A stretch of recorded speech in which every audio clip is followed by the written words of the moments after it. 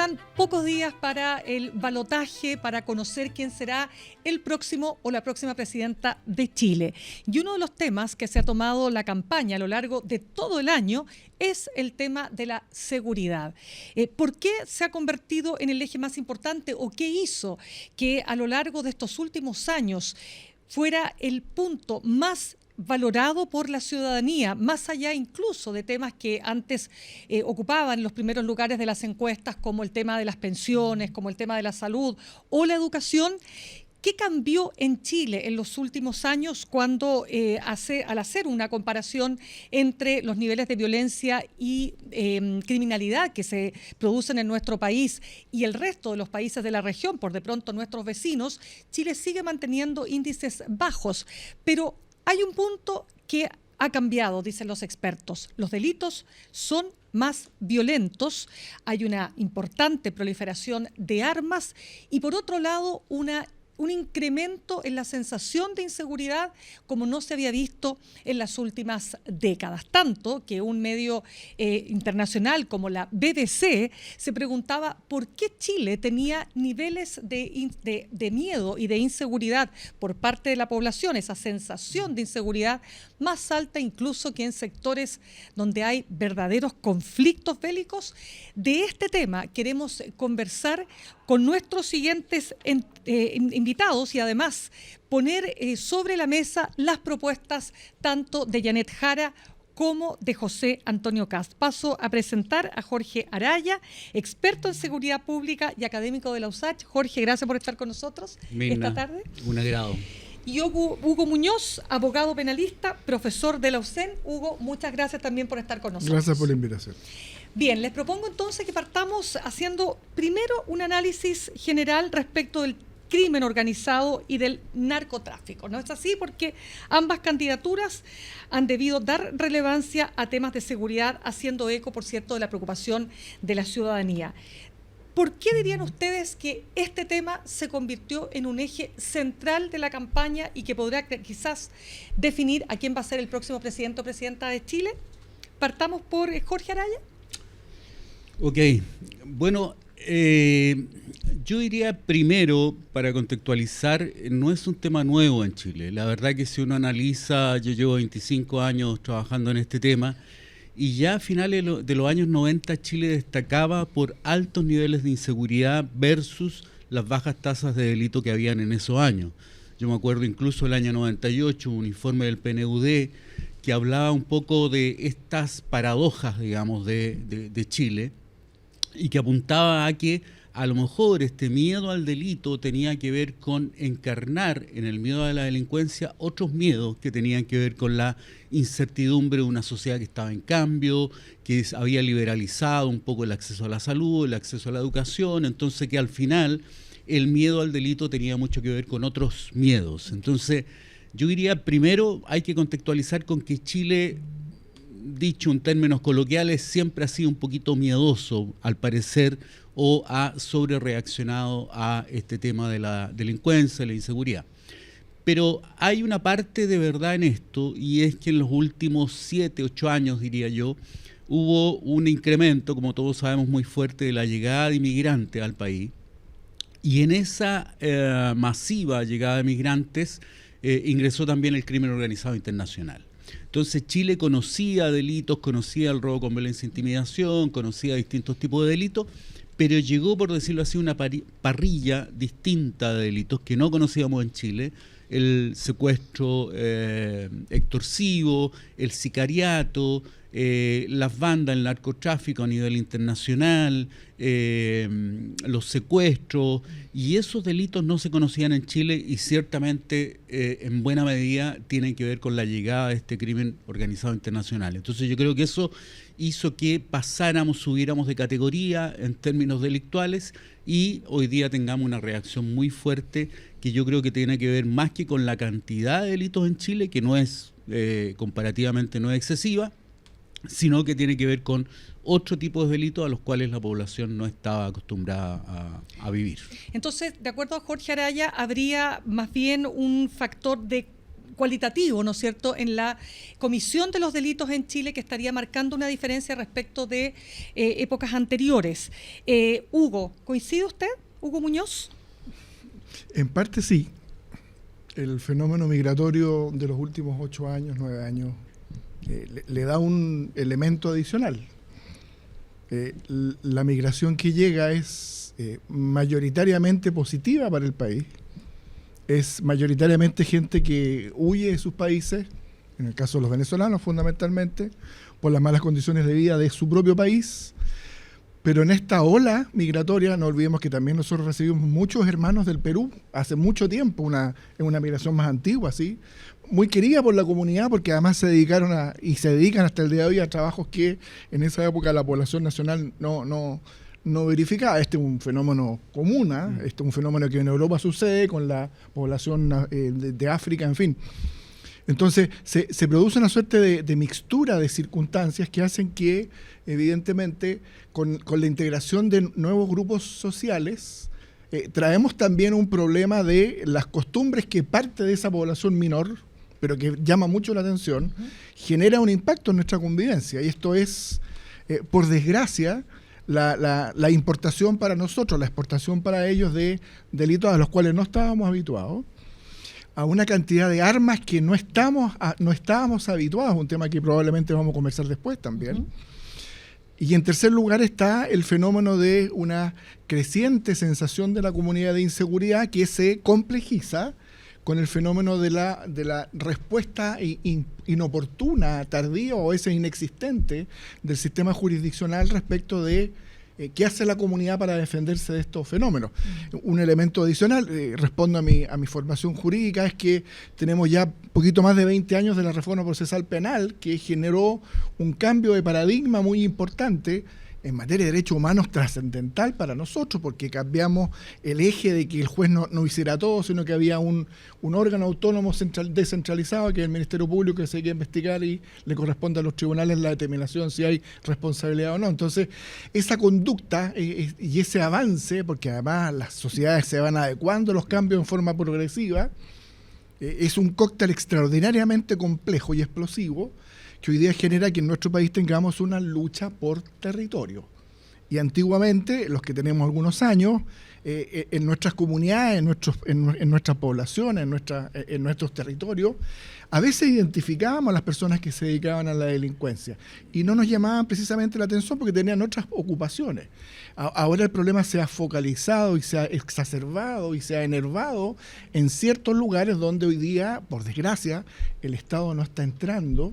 Cuando entra por reacción, entra de forma violenta, y ahí, por supuesto, que aparecen también quienes llaman la atención de que cuando el Estado funciona de manera fuerte, cuando el Estado ejerce el uso privativo de la fuerza, se vulneran garantías constitucionales. Y aquí en nuestro país tuvo hace muy poco un fenómeno muy complejo donde se exacerbaron ambas posibilidades. La situación de que la comunidad organizada y desorganizada espontáneamente reclamó por una serie de cuestiones y hubo una respuesta inoportuna del Estado que al final se transformó en una violencia exacerbada, que todos sabemos que desgraciadamente concluye en un proceso constitucional que la comunidad tampoco lo ha entendido, no lo ratificó. De hecho, tuvimos 2 procedimientos constitucionales fallidos y estamos hoy día en que la sensación de inseguridad es el mayor elemento de preocupación de la comunidad. Es el tema número 1, la inseguridad. Claro.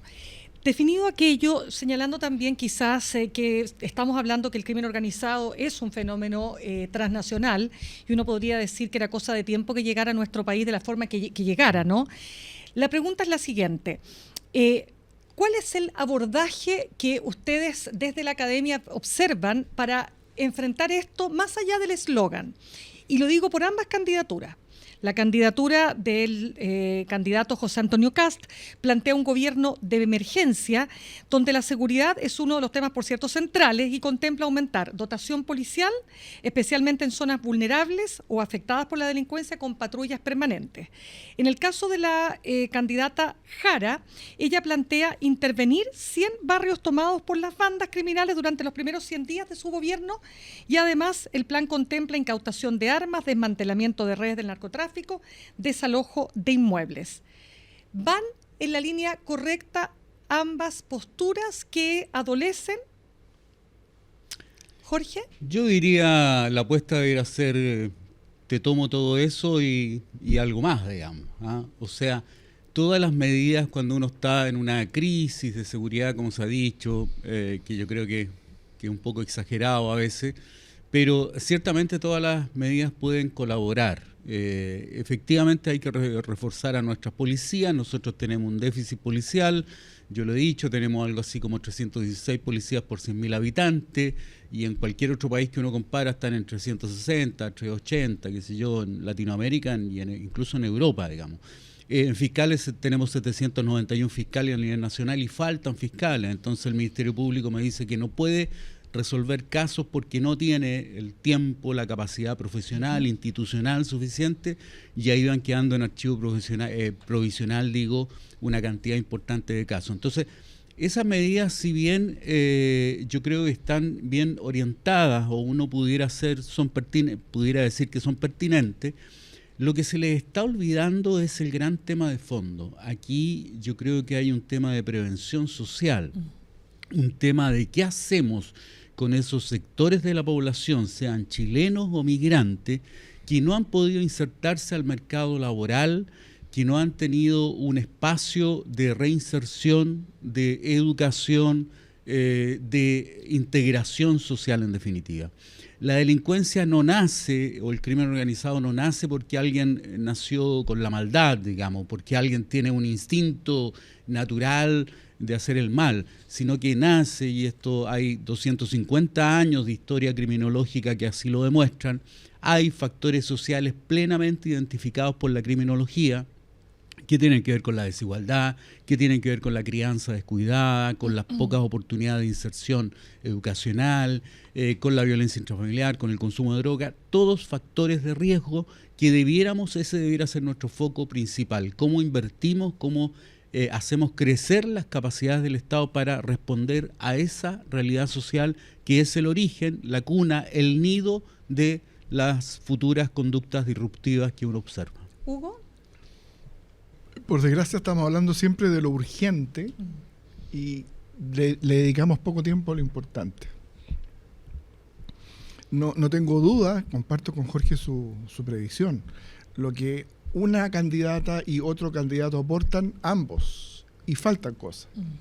Yo creo que el primer problema está, la primera preocupación que debe tener el Estado de Chile, cualquiera fuera el gobierno, es el fenómeno de la educación. Si no trabajamos e invertimos en educación, el fenómeno de la sencillez de buscar la solución a un problema económico está en la delincuencia, porque el sistema institucional no nos da alternativa para quien tiene necesidades urgentes, que hoy día en el territorio, en la población, en la villa, el narco facilita. El narco soluciona. Si en una población hay un niño que se enferma, es el narco el que entrega el apoyo. Desgraciadamente no es el sistema institucional. Ahora, hay un fenómeno social también muy complejo. Jorge lo toca en su inicio, y es que el fenómeno de la integración familiar es también un elemento que genera situaciones de riesgo de los jóvenes, porque el trabajo de la educación debe ser desde la primera etapa, desde la entrada etapa a la educación. Pero si resulta que tenemos familias que están socialmente descompuestas, alteradas, o no existe la figura familiar, donde solamente hay una persona que es la encargada, que a veces ni siquiera es la madre, que es la abuela o es la tía, porque la madre tiene que salir a buscar el sustento, y estoy hablando cuando sale a buscar el sustento legalmente, correctamente, socialmente. Entonces, tenemos a los niños solos y abandonados, y aquí hay un fenómeno importantísimo. Habría que volver a la educación completa, habría que tener nuevamente doble jornada, porque, y aquí el deporte es una cuestión importantísima. Los niños que están ocupados y dedicados a estudiar y en el colegio tienen menos posibilidad de contaminarse en el entorno social donde ellos viven, donde hace su nido el narco, donde hace su nido el delincuente profesional. Porque además hoy día la delincuencia es un negocio organizado. es un negocio además que no tributa, no redunda, dirían algunos, no le chorrea alguna diferencia a la sociedad por el tributo, porque ni siquiera tributan. Entonces, tenemos cuestiones, estamos tratando de poner cotos a una cascada que la muralla se nos está abriendo por varios flancos, y siempre estamos hablando de lo urgente y nos estamos quedando fuera de lo importante. Claro, en el fondo uno podría decir que la educación nos va a evitar que más y más jóvenes pasen a ser los llamados soldados, ¿no?, del narcotráfico y del crimen organizado. Pero Jorge, usted fue jefe de la División de Seguridad Pública del Ministerio del Interior en un tiempo bien distinto al actual. ¿De qué manera, diría usted, han cambiado las herramientas y las políticas públicas para enfrentar este crimen organizado? Porque ustedes ya hicieron un punto respecto de cómo evitamos que esto siga proliferándose y siga creciendo en cantidad de personas que van adhiriendo como un único quizás camino para, entre otros, uno diría, y ojalá que no fuera, por supuesto, esta es la razón principal, salir de la pobreza. Pero hay un crimen organizado que tiene características tremendamente violentas y que no trepida, ¿no?, en seguir avanzando y cometiendo crímenes horrendos para asentarse en los territorios. ¿Cómo se enfrenta? ¿Están esas herramientas hoy día, usted diría? Yo creo que Chile, primero, lo que sucedió y la crisis, un poco de la que se habla en los últimos años, tiene que ver con que Chile no estaba preparado. Chile, si uno lo compara también en términos de inversión en seguridad y justicia, en Chile se había acuñado un poquito un discurso, y en la cual yo creo que hay responsabilidades compartidas de distintos sectores, que Chile era un país tranquilo. Y como Chile era un país tranquilo, un país con menos delitos que otros países, entonces había que priorizar otros temas. Y Chile priorizó otros temas, hicimos reformas en la educación, en la salud, en la justicia, qué sé yo, pero en definitiva, en temas de seguridad fue poco lo que se innovó y sobre todo poco lo que se invirtió. Entonces nos pilla esta crisis un poquito poco preparados. Tenemos pocos policías, tenemos pocos fiscales, tenemos la legislación la tuvimos que actualizar, digamos. El primer año este gobierno sacó una política contra el crimen organizado, por suerte ya fue el primer año, pero eso había que hacerlo urgentemente. Entonces, las leyes, hemos tenido que tener un fast track legislativo para poder actualizar nuestra legislación, porque resulta que no estábamos preparados tampoco con la legislación. Entonces nos estamos poniendo al día rápidamente, pero yo diría, se han implementado, y yo lo viví como director de seguridad pública, hay programas que son muy bonitos, muy acertados, que son buenos modelos, que tienen incluso evidencia de impacto, pero que sin embargo la magnitud de estos programas es muy débil. O sea, por ejemplo, el que hoy día se denomina programa Lazos, ¿ya? En otra época fue programa 24 horas, tuvo distintos nombres. Este programa ha atravesado varios gobiernos, un programa muy valioso que atiende a aquellos menores, niños, niñas, adolescentes, que ya siendo inimputables penalmente, ya han entrado en conflicto con la justicia. Han estado cometiendo un hurto, un robo, qué sé yo, un microtráfico de droga, y caen en la cárcel. Ese programa es muy valioso, pero resulta que hasta hace poco tiempo apenas lo teníamos presente en 37 comunas del país. Hoy día está presente en cerca de 70 comunas del país, pero son 346 comunas en el país, digamos. Entonces, la distancia que tenemos entre lo que estamos invirtiendo y la necesidad que tenemos, hay una tremenda brecha, un tremendo abismo ahí, y eso significa, creo yo, una política de Estado, es decir, un gran acuerdo nacional donde todos los sectores digan, mira, no le vamos a sacar provecho político a este tema hay que hablarlo con generosidad, y por lo tanto tenemos que hacer un acuerdo nacional para que aumentar significativamente el volumen de recursos que tenemos que destinar a prevención, a reinserción y a todas estas políticas de mayor envergadura y de largo plazo. Totalmente. Hugo Muñoz, como abogado penalista, ¿cómo ve lo que se ha discutido también en esta campaña respecto de esta idea de levantar el secreto bancario, de seguir la ruta del dinero? Esto más bien lo ha levantado la candidata Jara, cuando ella dice tolerancia cero pero con inteligencia, o mano dura pero mano inteligente, decía ella. ¿Hay ahí un tema que no se ha abordado en toda su profundidad? ¿Cómo ve usted esa discusión? Mire, el fiscal nacional actual que fue tan golpeado en su origen cuando arriba por las condiciones tan complejas de su nombramiento, a poco andar planteó dos cuestiones que fueron trascendentales, que generaron una pequeña controversia, pero ha tenido toda la razón. Él, de las primeras cosas públicas que dijo era que era necesario tener cárceles donde hubieran personas que estuvieran absolutamente aisladas de la comunidad para que no siguieran organizando y dirigiendo el crimen organizado desde la cárcel. Y hoy día leo que una de las candidatas lo señala expresamente. Esto ya está propuesto. El mismo fiscal nacional planteó hace 3 meses atrás que la forma en que el chileno interactúa respecto de sus actividades cotidianas cambió. Esa es la respuesta intuitiva del ser social ante una sensación, ni siquiera sensación, ante una evidencia de la inseguridad completa que sufrimos los chilenos en todo momento. Los que andamos en auto andamos con los vidrios arriba, con el seguro puesto.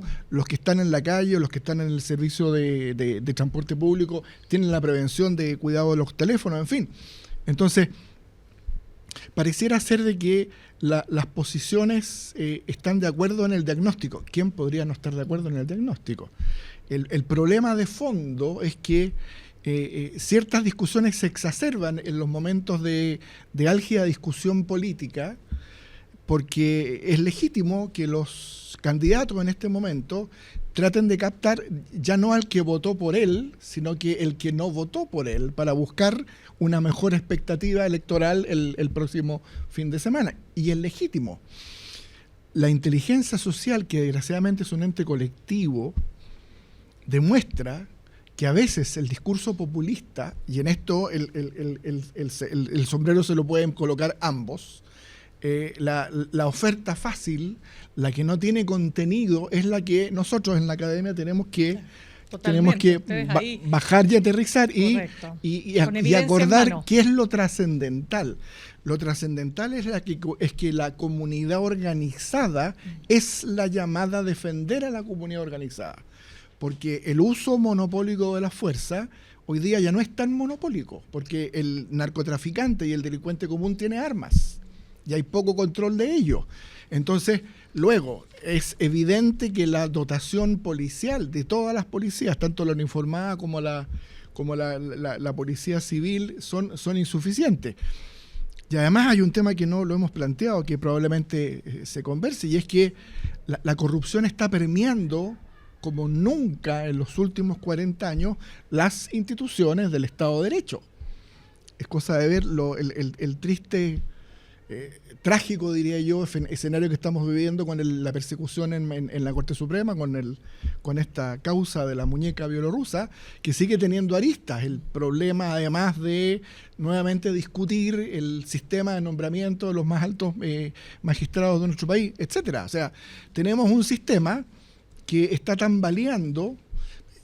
No sé si sea correcto hablar de que estamos haciendo una crisis completa, pero nuestro sistema tiene que responder, porque nos estamos dando cuenta que estamos comenzando a perder la batalla, porque el territorio tomado por el narcotráfico y el delincuente es muy difícil poder recuperarlo para la comunidad. Y si no damos las condiciones para ello, el camino no va a seguir siendo el mismo. Por ahí dicen sabiamente, si seguimos haciendo más de lo mismo, no esperemos que el resultado sea distinto. Bien, vamos a ir a una pausa y al regreso vamos a hablar de la buquelización de la política y cómo se instala en nuestro país. Ya volvemos con Decisión Chile 2025 por Radio y Televisión USACH.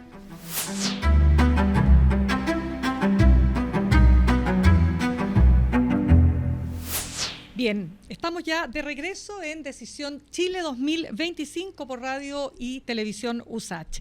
A fines de 2024, un estudio del Centro de Estudios Libertad y Desarrollo estimó que el hacinamiento en las cárceles chilenas podría alcanzar hasta un 168% respecto de su capacidad. Uno de los desafíos para el próximo gobierno es precisamente qué hacer con el hacinamiento y la debilidad institucional. Las cárceles, sabemos, pueden transformarse en espacios de control organización y reclutamiento criminal. De hecho, se han transformado en aquello y experiencias de sobra hay en la región y en nuestros países vecinos. Les decía que se ha producido una buquelización de la política en términos de traer la experiencia de Nayib Bukele, el presidente de El Salvador, y su voraz política pública contra el crimen, contra las bandas y las maras, para finalmente producir una situación donde hay un régimen carcelario extremadamente estricto, y tan estricto es que incluso diversas organizaciones internacionales de derechos humanos han dicho que derechamente se están violando aquí los derechos esenciales de los individuos. Es esa la sociedad a la que aspiramos, de un control total y absoluto, con formas de proceder que muchas veces están al filo de lo que puede ser considerado un país democrático. Bueno, nuevamente es la discusión que se instala en nuestro país. Y queremos hablar de las cárceles, porque las cárceles son un factor esencial en este análisis y en este debate respecto de cómo logramos combatir de mejor manera la criminalidad y la delincuencia en Chile. Parto ahora con Hugo. Hugo, a ver, ¿de qué manera ha visto esta discusión respecto de cárceles más estrictas, con sistemas de aislamiento y de control más severos para separar, por supuesto, a los criminales de alta peligrosidad? Yo partiría de una premisa. Tengo para mí que la comunidad organizada tiene el derecho y la obligación ética y moral y política de defenderse de los indeseables. Indeseables son los delincuentes. El acuerdo político-social plantea que nos ponemos de acuerdo en una forma de convivencia y que esta hace que el uso de la fuerza sea una cuestión ilegítima por definición. Y por lo tanto el Estado tiene la obligación de proteger y cuidar a quienes no están cometiendo delitos. Dicho esto, también resulta evidente reconocer que la situación de nuestras cárceles, que no es de ahora, yo vengo escuchando, yo tengo casi 35 años de abogado, en el ámbito jurídico un poco más de tiempo, y ya el tema del hacinamiento era cuando yo era estudiante de la facultad. Y esto se ha ido exacerbando y acrecentando progresivamente y cualitativamente con el tiempo, y ha originado las consecuencias que hoy día son tan fuertes como que pensar, por ejemplo, que las condiciones inhumanas de las cárceles no solamente son respecto del que comete el delito, del que está ni siquiera condenado cumpliendo sanción, sino que del que está en tránsito por un procedimiento penal, sino que estoy hablando de todo el entorno de gente que trabaja para ellos. Parto, por supuesto, por los gendarmes y todo el personal de servicio que conviven en las mismas condiciones infrahumanas de vida. Y aquí se está entronizando un tema que es poco elegante decirlo de esta forma, pero es plata o plomo. Y es que al funcionario que trabaja en la cárcel, con condiciones infrahumanas materiales de trabajo, él vive encerrado, pero después tiene que volver a su población, a su lugar donde vive. Lo pueden estar esperando a la salida, le están mandando la foto de la hija saliendo del colegio. O sea, acá hay un fenómeno... Coronas de flores. Sí, claro, mandando coronas de flores. Entonces, pareciera ser que el fenómeno carcelario, que nuevamente, cuando hay elecciones volvemos a hablar del fenómeno carcelario, también vamos a hablar de las pensiones en otro lugar y vamos a hablar de la educación, son fenómenos, discusiones recurrentes en esta época, y me parece que ha llegado el momento de hacernos cargo fuertemente de esto. Reitero lo que dijo el fiscal nacional hace poco tiempo de haber asumido. Nuestro país está al debe en número de cárceles, sin duda alguna. Está al debe en las condiciones de mejoramiento de la situación, sin duda alguna. ¿Dónde está el problema? Si el Estado utiliza la fuerza para controlar, castigar y sancionar, está en un peligro evidente. Y la figura del Leviatán se vuelve a repetir. Y es que, ¿dónde está el límite? El límite lo sabemos, está el respeto de las garantías de los derechos individuales de todos.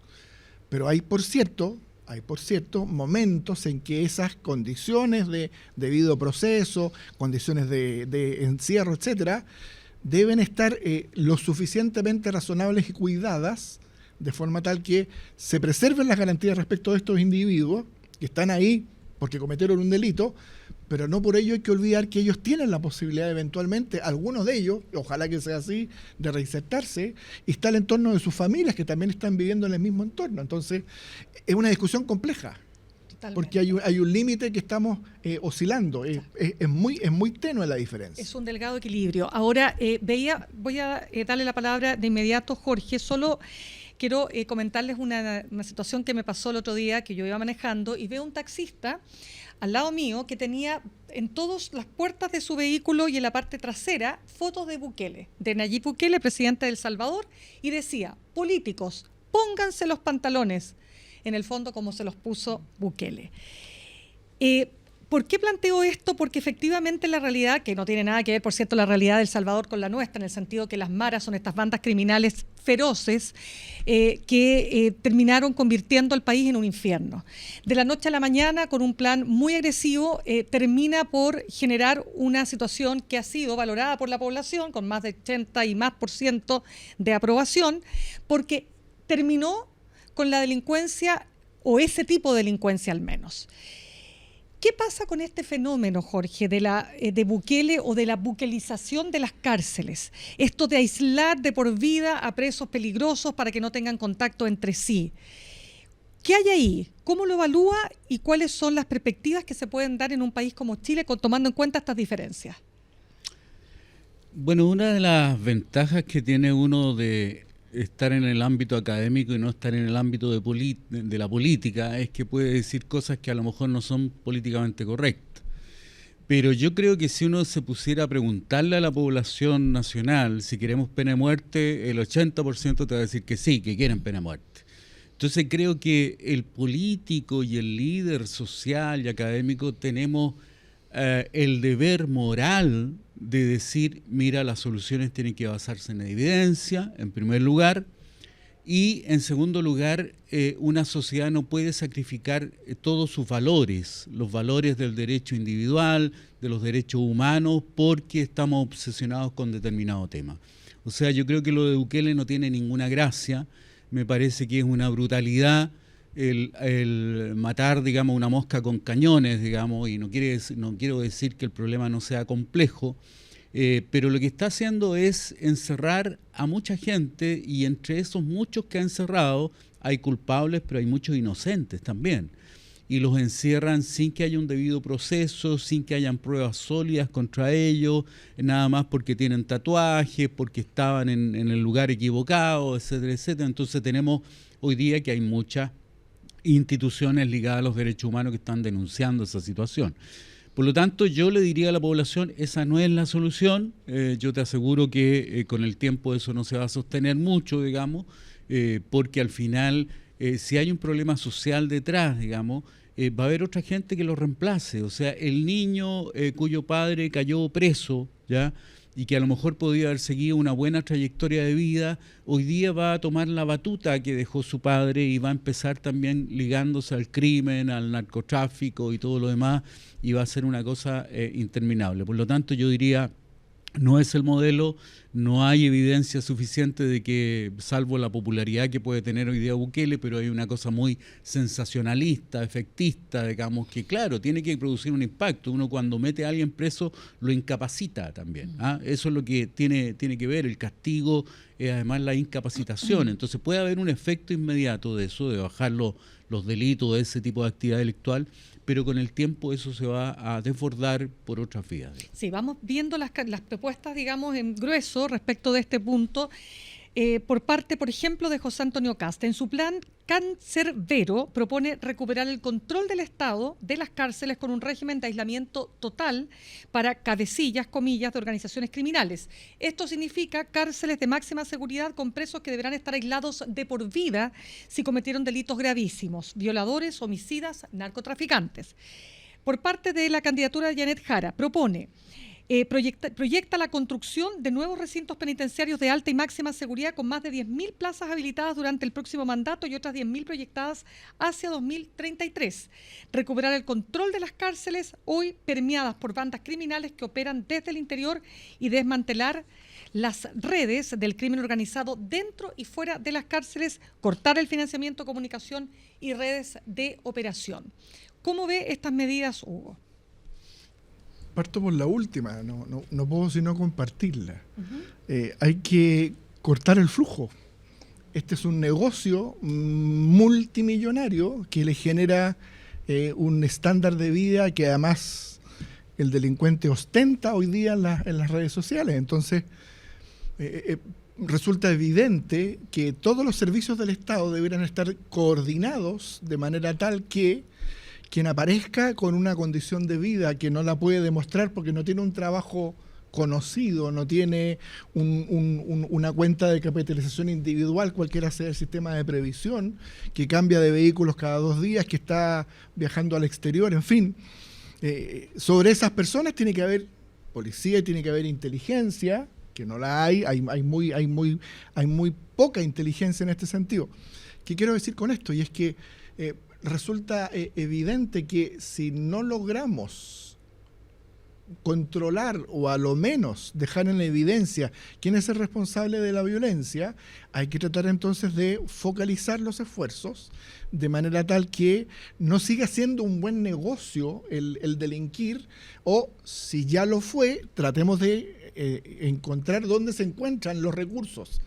Usted planteaba hace unos minutos atrás el tema de, claro, el levantar el secreto bancario podría ayudar. Vuelvo al tema de la muñeca bielorrusa, y es que producto del levantamiento de las cuentas corrientes de las personas involucradas están sabiendo otras cosas. Entonces, la pólvora ya fue inventada en el mundo hace más de 2 siglos. Yo creo que aquí hay cuestiones que se pueden hacer rápidamente, y yo pediría entonces un acuerdo político general, generoso, pensando en el país, de forma tal que quien sea electo en la próxima elección cuente con el apoyo real de toda la comunidad, primero, por cierto, política parlamentaria, y luego a la sociedad, en orden a que, puestos de acuerdo en el orden de cuáles son las cosas que tenemos que hacer, las hagamos desde ya.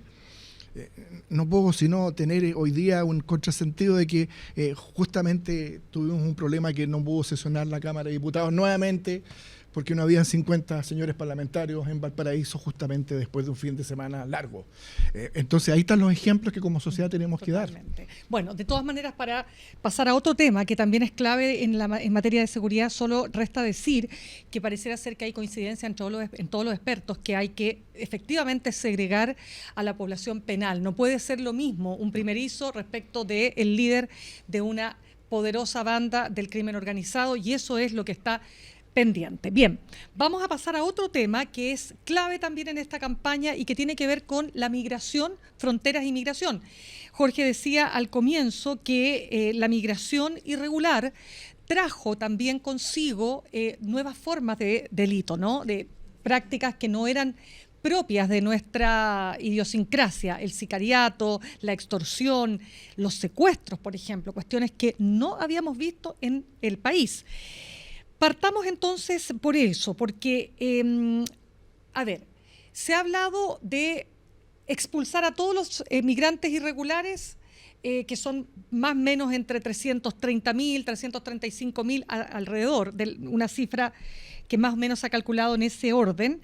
Pero el propio candidato José Antonio Kast, que ha dicho que los va a expulsar, o decía, ¿no?, que le quedan pocos días a los migrantes irregulares para que se vayan, en el último debate de la Archi, dijo que no los va a expulsar, sino que los va a invitar a salir.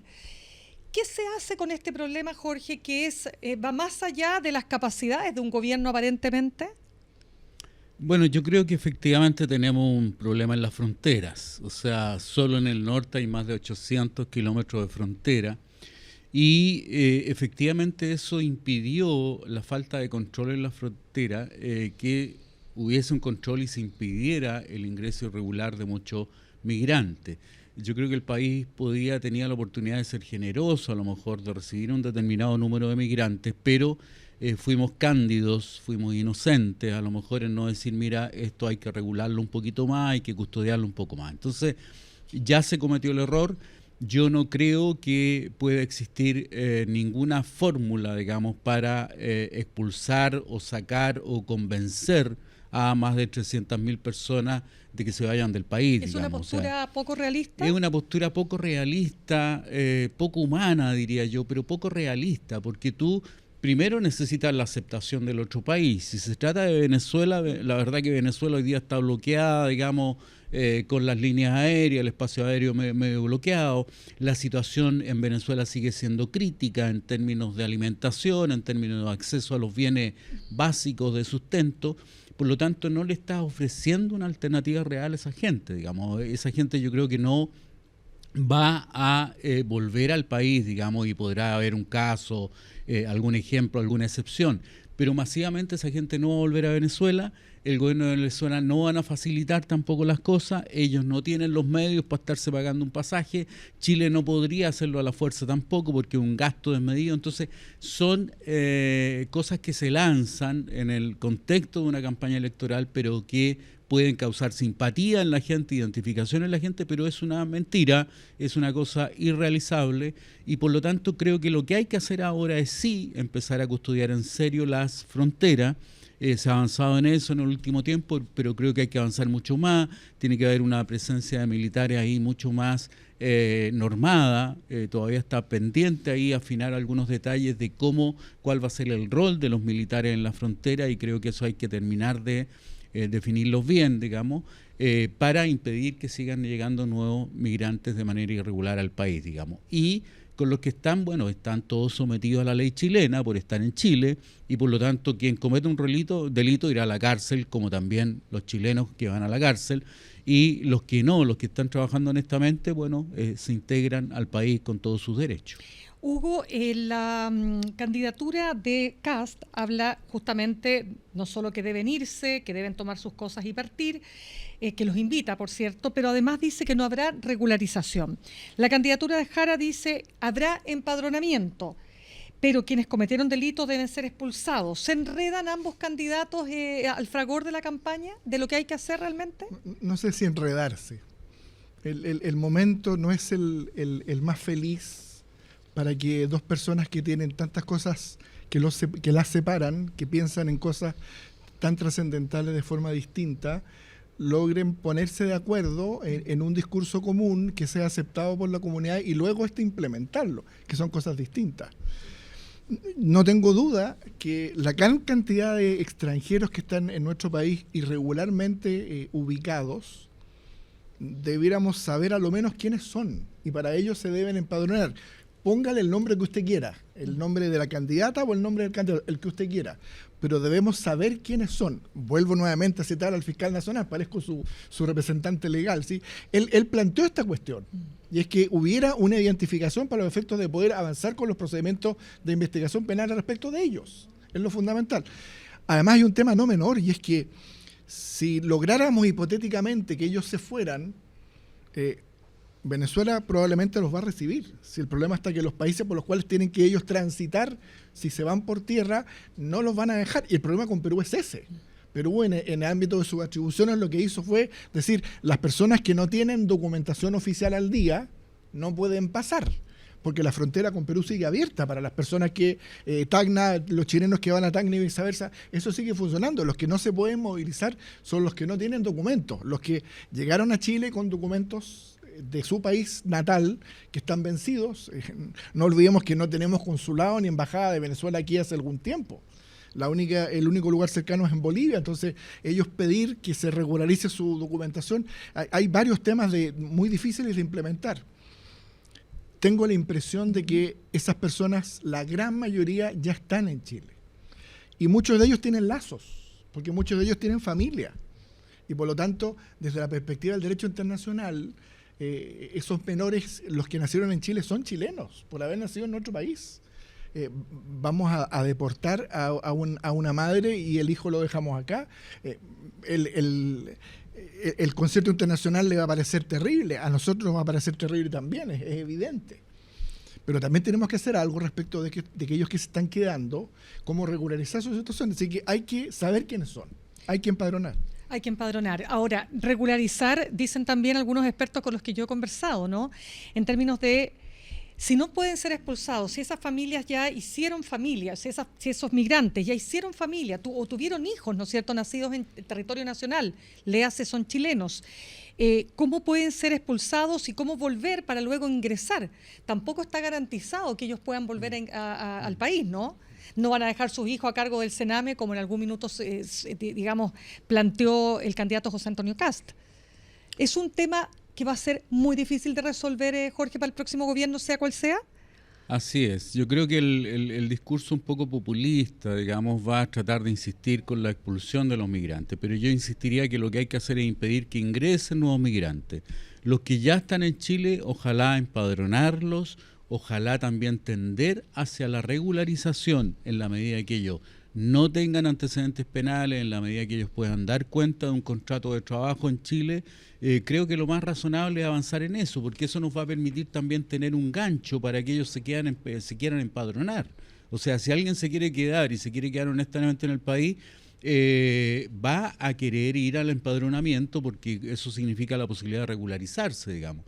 Pero si tú lo planteas en el vacío, empadrónese y de ahí vemos, la verdad que van a seguir escondidos, digamos, y nadie va a querer empadronarse, claro, tiene que haber un cierto incentivo para no caer justamente en una situación donde, muy cortito porque tenemos que irnos a un punto. Y además el incentivo, el sistema normativo nacional está funcionando. Ya. Lo que pasa es que está totalmente desbordado. Y ahí tendrán que hacer su autorreflexión los que no hicieron nada durante los últimos años. Los últimos 4 van a decir algunos, los últimos 8 van a decir los otros, ¿sí? Estamos ahí con los procedimientos detenidos hace mucho tiempo. Bien, vamos a hacer una pequeña pausa porque nos queremos ir a las últimas informaciones con nuestro Diario USACH. Gracias, Mirna. Bueno, ahora pasamos con las noticias de este jueves 11 de diciembre. Partimos con una noticia muy importante y tiene que ver con que el gobierno afina los preparativos para las elecciones presidenciales de este domingo 14 de diciembre. Por lo mismo, el jefe de gabinete del presidente Gabriel Boric, Carlos Durán, ya tomó contacto con Paulina Bodanovich y Martín Arrau, generalísimos de Janet Jara y José Antonio Kast, con el fin de coordinar la comunicación con el mandatario durante la noche de los comicios. Según publica EMOL, el objetivo central es asegurar el saludo del jefe de Estado al presidente electo, concebido en Palacio como un gesto republicano que se concretará sin importar el resultado de la votación. Según detallaron desde Presidencia, además, Boric emitirá su sufragio en Punta Arenas y regresará a La Moneda cerca de las 17 horas para seguir el conteo junto a su comité político. Una vez definido el ganador, el mandatario lo contactará telefónicamente y luego entregará una declaración pública. Durán también planteó a los equipos de Kast y Jara la idea de realizar una reunión de trabajo en Palacio a las 11:30 horas del lunes 15, encabezada por el presidente y acompañada por los ministros Álvaro Elizalde de Interior, Nicolás Grau de Hacienda, Camila Vallejo de CGVOP y Macarena Lobos de SECPRES. Tras esa instancia, el presidente electo tendrá la posibilidad de emitir una declaración desde La Moneda, seguida por una alocución de Boric junto a su comité político. Esa es una de las noticias que tenemos. También tenemos otra noticia que quedó desde el debate y que generó mucho revuelo en redes sociales y tiene que ver con el comprobante de pago de una deuda que tenía Janet Jara con el TAC.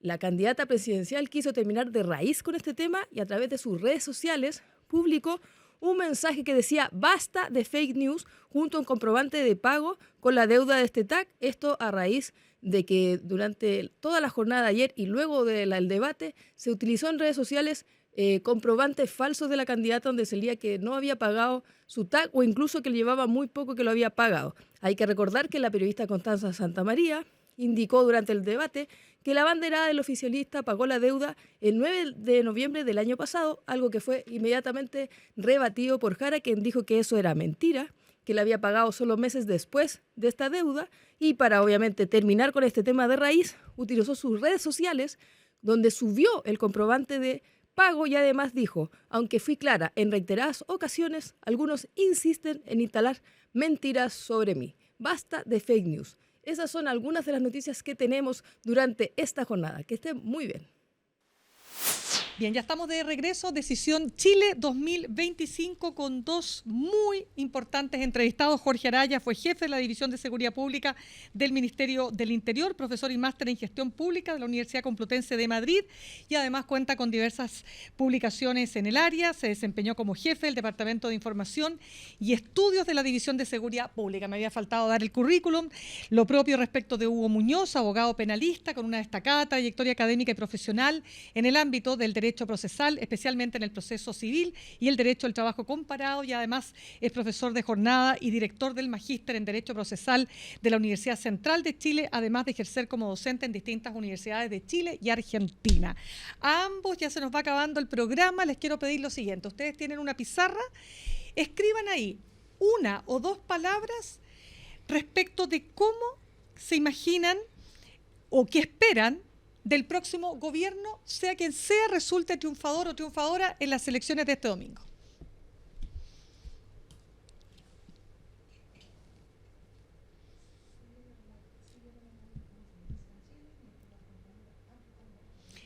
Bien, aquí estamos en Decisión Chile 2025, mientras nuestros invitados están planteando cuál será el concepto más importante y qué esperan del próximo gobierno. Ahí veo que Jorge se está tomando un poquito más de tiempo. Dos conceptos, me parece muy bien. Ya. Hugo Muñoz, en atención a que fue el primero en resolver el crucigrama. Se lo muestro. Vamos. Paz. Ahí está. Paz y educación. Y educación. Paz y educación. Ok, 1 minuto para argumentar. La consecuencia de la seguridad es que vuelva el estado de paz natural de la sociedad. Un estado teórico, ¿sí? En la medida que se haga todo lo que hay que hacer para que vuelva la sensación de seguridad y desperdamos y nos alejemos de la sensación de seguridad, nuestro país va a andar muchísimo mejor, sin duda alguna. Y para ello necesitamos educar.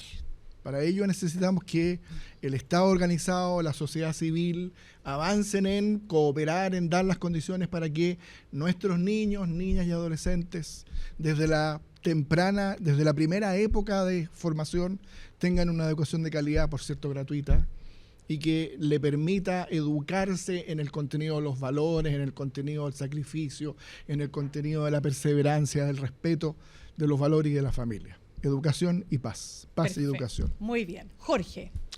Bueno, yo coloqué acuerdo en seguridad y probidad. Ya. Yo creo que son dos temas clave hoy día. Primero, probidad coloqué porque hay un problema de confianza en el país, lo comentaba Hugo también, hay un problema de desprestigio de las instituciones que son muy importantes para el Estado. O sea, de hecho el Poder Judicial es muy importante y hoy día está en crisis, está siendo cuestionado. Entonces hay un problema de probidad, de dar garantías ahí de no a la corrupción, que es importante recuperar esa confianza ciudadana.